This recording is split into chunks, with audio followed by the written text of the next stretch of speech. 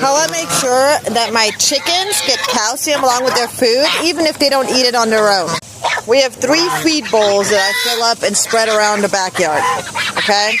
And 2 of them I'll fill up with a combination of mostly feed and some scraps.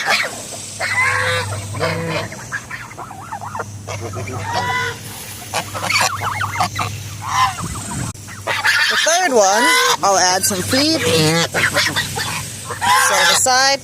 Now some oyster shells, throw some in there.